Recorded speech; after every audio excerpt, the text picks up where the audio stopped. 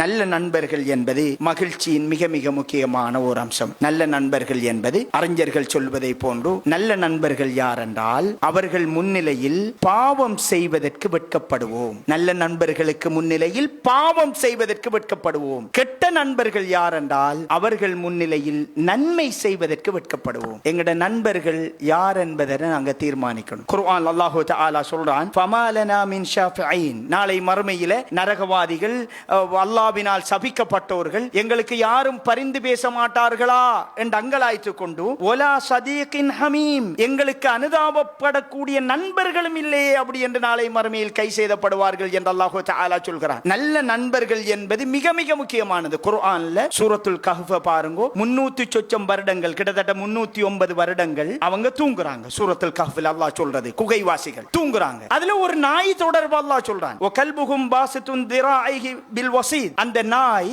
அவர்களால் வளர்க்கப்பட்ட நாய், அவர்கள் தூங்குகின்ற இத்தனை ஆண்டுகளும் தன் முன்னங்கால்களை முன்னாடி வைத்துக் கொண்டு அதுவும் அவர்களுக்கு பாதுகாவலாக இருந்தது. அல்லாஹ் குர்ஆன்ல சொல்றான், அந்த தோற்றத்தை யாராவது பார்த்தால் பயந்து விரண்டோடி இருப்பார்கள். அவர்கள் தூங்கினார்கள், ஆனால் பார்த்தால் தூங்குபவர்கள் போன்றிருக்காது. அப்படி அல்லாஹ் தஆலா பாதுகாப்பாக தூங்க வைத்தான். ஒரு ஞாயிறு நன்றி உணர்வு தொடர்பு அல்லாஹ் குர்ஆன்ல சொல்றான். கொஞ்சம் உணவு கொடுத்திருப்பாங்க, பார்த்திருப்பாங்க, அதுக்கு அது நன்றி செலுத்திய விதம். நல்ல நண்பர்கள் கிடைத்தால் ஒரு மனித, இப்படியான புனிதர் ஒரு நண்பராக கிடைத்தல் என்பது மிகப்பெரிய ஒரு பாக்கியம். எங்கட பிள்ளைகளுக்கு நாங்க செய்த ஒரு கோடி ரூபாய் சொத்தை கொடுத்தல் அதை விட முக்கியம் சாலிகான ஒரு நண்பனை சேர்த்து விடுறதுங்கிறது மிக முக்கியம். அது மிக மிக முக்கியம். அவர் யாரோ ஒரு படிக்கிறார், அவரை ஏஜ் குரூப்ல இருக்கிறார்கள் யாரு என்ற நண்பனுக்கான தெரிவு எது நல்லா இருக்கும். ஒரு மனைவியை தெரிவு செய்தல் எவ்வளவு முக்கியமோ சகோதரர்களே, அதற்கு சமாந்திரமான அளவு முக்கியமானது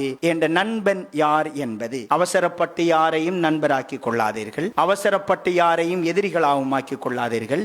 என்ற நெருக்கமான நண்பன் அல்லாஹ்வை பயப்படக்கூடிய, என் அடைவுகளை அவன் அடைவாக பார்க்கக்கூடிய, என் வெற்றிகளை அவன் வெற்றிகளாக பார்க்கக்கூடிய, என் தோல்விகளில் அவனுடைய தோல்வியாக உணரக்கூடிய ஒரு நண்பனை யா அல்லாஹ் தந்தருள்வாயாக என்று அடிக்கடி துஆ செய்யுங்க. நல்ல நண்பர்கள் எங்கட வாழ்க்கையில பெரிய நிம்மதி. அவங்க ரசூல் ஸல்லல்லாஹு அலைஹி வஸல்லம் அவர்களுக்கு அபூபக்கர் ரலியல்லாஹு அன்ஹு அவர்கள் எல்லோரும் பொய்ப்பித்த நேரத்தில் முஹம்மத் சொல்கிறாரா அப்படி என்றால் அது உண்மை என்றார். அல்லாஹ்வுடைய தூதர் அபூபக்கர் ரலியல்லாஹு அன்ஹு அவர்கள் எவ்வளவு பக்கபலமாக இருந்தார்கள் என்பது நமக்கு தெரியும்.